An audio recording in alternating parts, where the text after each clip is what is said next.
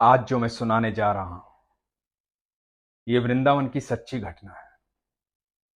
इसे आंखें बंद करके सुनिएगा ताकि आपको ठाकुर जी के साक्षात दर्शन हो। हरे कृष्ण दोस्तों, मैं हूं अनुज शर्मा। बात बहुत साल पहले की है। चांदनी रात थी। मंदिर के द्वार बंद हो गए थे। धीरे धीरे बाजार भी बंद होने लगा। चारों तरफ चांद की चांदनी छाई हुई थी। चांद की रोशनी में यमुना नदी, भगवान का भवन, मां राधा रानी का महल, कुंज की गलियां, पेड़ पौधे, निधिवन बहुत सुंदर लग रहा था। ठंडी ठंडी हवा चल रही थी। कुछ एक लोग पान की दुकान पर खड़े थे। पान की दुकान से एक व्यक्ति अपने घर की तरफ बढ़ा और उसने देखा कि रात्रि के 11 बज चुके हैं। सारा बाजार बंद है, सुनसान गलियां हैं, लेकिन एक दुकान से रोशनी आ रही है। एक मिठाई की दुकान, हलवाई की दुकान। वो व्यक्ति वहां गया और उसने देखा कि एक बूढ़े बाबा लड्डू बना रहे हैं। तो इस व्यक्ति ने कहा कि बाबा, रात के 11 बज गए हैं, आप अब भी मेहनत कर रहे हैं, घर जाइए, बहुत रात्रि हो गई। बाबा ने हंसते हुए कहा कि बेटा, पापी पेट का सवाल है, काम तो करना ही पड़ेगा। सुबह किसी का ऑर्डर है, इसलिए लड्डू बना रहा हूं।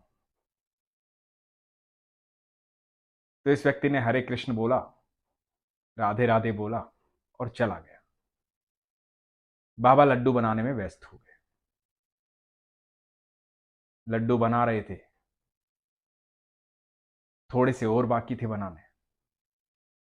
सहसा ध्यान आया उनको कि आज लड्डू बनाने में इतना व्यस्त हो गया, काम का इतना बोझ हो गया कि रोज मंदिर बंद होने से पहले ठाकुर जी के दर्शन करने जाता था, आज तो मैं वहां भी नहीं गया। और आंखें बंद की और मन ही मन ठाकुर जी के दर्शन किए, बिहारी जी के दर्शन किए। बिहारी जी को देखने लगे, क्षमा मांगी बिहारी जी से कि बिहारी जी आज आ नहीं पाया आपके पास। और जैसे ही आंखें खोली, सामने एक 10 साल का सुंदर सा बच्चा खड़ा है। अद्भुत तेज है उसके चेहरे पर। सांवला सा बच्चा है, खूबसूरत बच्चा, अलग ही आभा है। बाबा देखकर स्तब्ध रह गए कि इतनी रात्रि में ये बच्चा कहां से आया। तो बच्चा बोलता है, बाबा बहुत भूख लगी है, लड्डू खाने का मन है, लड्डू दे दो। तो बाबा देखते रहे उसे। तो बच्चे ने कहा कि बाबा, ये मेरा कंगन ले लो, मुझे लड्डू दे दो। बाबा ने देखा कि बच्चा अपना कंगन दे रहा है, लड्डू मांग रहा है। तो बाबा ने कहा कि बेटा कोई बात नहीं, तुझे लड्डू खाना है, तू लड्डू ले ले, मुझे कंगन नहीं चाहिए। तुझे और भी कुछ खाना है मेरी दुकान से तो ले ले, मुझे कुछ नहीं चाहिए, ले ले बेटा। और बच्चे ने कहा कि नहीं बाबा, आप कंगन लोगे तभी मैं लड्डू लूंगा, आप कंगन नहीं लोगे तो लड्डू नहीं लूंगा, फिर मैं भूखा चला जाऊंगा, मुझे बहुत जोर से भूख लगी है। तो बाबा ने मन रखने के लिए कहा कि ठीक है, कंगन दे दे। बाबा ने सोचा कि जब लड्डू खा लेगा तो इसको कंगन वापस कर दूंगा। बच्चे ने कंगन दिया, बाबा ने दोनों हाथों में लड्डू दे दिए। बाबा इधर कंगन लेके रखने लगे और जैसे ही उधर देखा जहां बच्चा खड़ा था, वहां बच्चा नहीं था। बाबा को लगा कि लड्डू लेकर बच्चा भाग गया, भूखा था। और बाबा ने अपना सारा काम पूरा किया, दुकान बढ़ाई और घर की तरफ जाने लगे। बस एक बात सोच रहे थे कि बच्चा बहुत सुंदर था और संस्कार कितने नेक थे, मुफ्त में नहीं लेना चाहता था। चाहता था कि खाना है लेकिन कंगन ले लो तब खाऊंगा। पर बहुत रईस परिवार का बच्चा लग रहा था, अमीर परिवार का बच्चा था। फिर बाबा सोचने लगे कि इतने अमीर परिवार का बच्चा था तो भूखा कैसे था और अकेला क्यों आया यहां? कहीं माता पिता से नाराज तो नहीं था? और माता पिता को ध्यान रखना चाहिए, रात्रि बहुत हो गई है। ये सोचते सोचते घर पहुंचे, बिस्तर पर लेट गए, लेकिन दिमाग से वो छवि नहीं हट रही थी उस बच्चे की। वो खूबसूरत बच्चा बार बार याद आ रहा था। मन कर रहा था कि उसे दोबारा से देखूं। तो बाबा ने सोचा कि ठीक है, जब बच्चा घर पहुंचेगा हाथ में कंगन नहीं मिलेगा, क्योंकि कंगन सोने का है, तो माता पिता पूछेंगे कंगन कहाँ है। फिर वो बताएगा कि भूख लगी थी, ऐसे ऐसे वहां कंगन देकर आ गया। तो कल माता पिता उस बच्चे के साथ मेरी दुकान पर आएंगे, और जब दुकान पर आएंगे तो मैं उसे देख लूंगा। कल्पनाओं के इस सागर में आकर के बाबा निंद्रालीन हो गए, सो गए। सुबह उठे, दिनचर्या शुरू की। उठते ही दिमाग में फिर वही बच्चा चल रहा था कि आज बच्चा आएगा अपने माता पिता के साथ, उसको कंगन लौटाऊंगा। और कुछ दिमाग में चल ही नहीं रहा था। बड़ी कोशिश की दिमाग को शांत करने की, लेकिन हो ही नहीं रहा। बार बार बच्चा ध्यान में आ रहा है। दुकान पर पहुंचे, दुकान खोली, अपना पूजा पाठ किया, सारा काम किया, दुकान पर बैठ गए। सोचे जा रहे हैं कौन था बच्चा, आया नहीं अभी तक। इतने में देखा कि मंदिर के भंडारी जी जो है वो दुकान के सामने से जा रहे हैं घी लेने। घी का पात्र उनके हाथ में। तो बाबा की आदत थी रोज की, भंडारी जी को आवाज दी, जय हो बिहारी जी की, कैसे हो भंडारी जी? तो भंडारी जी ने जवाब दिया, जय हो बिहारी जी की, ठीक हूं बाबा। तो बाबा को लगा कि भंडारी जी उदास हैं। भंडारी जी को बोले, क्या हुआ भंडारी जी, बड़े उदास लग रहे हैं आप, ऐसा तो कभी नहीं देखा आपको। तो भंडारी जी बोले, क्या बताएं बाबा, ठाकुर जी का कंगन चोरी हो गया है। कल मैंने अपनी आंखों से देखा था, उनके दोनों हाथों में कंगन थे, आज एक ही हाथ में कंगन है।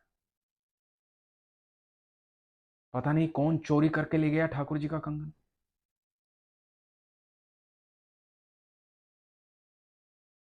और ये बात इधर भंडारी जी कह रहे थे, और इधर बाबा जो है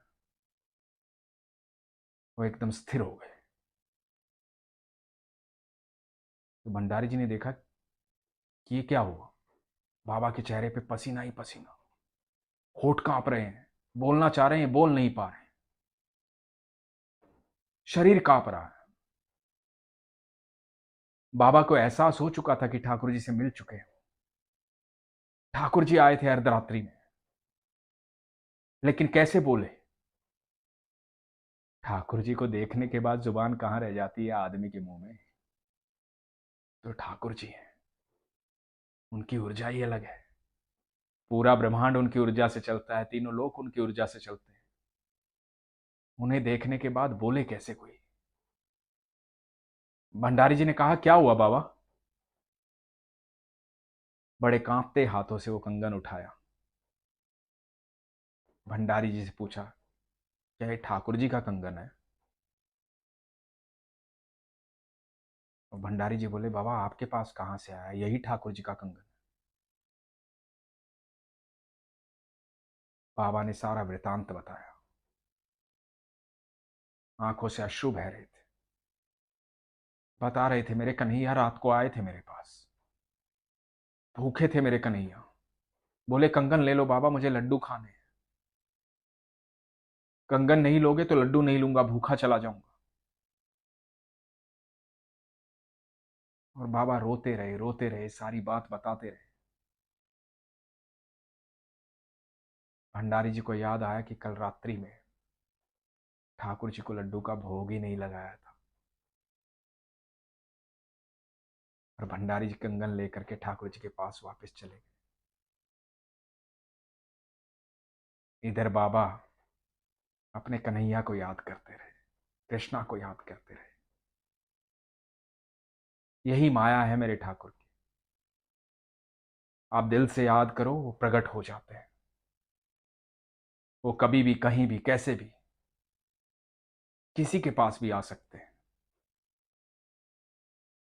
आप जानते नहीं हैं, आप सबके साथ वो हर पल रहते हैं।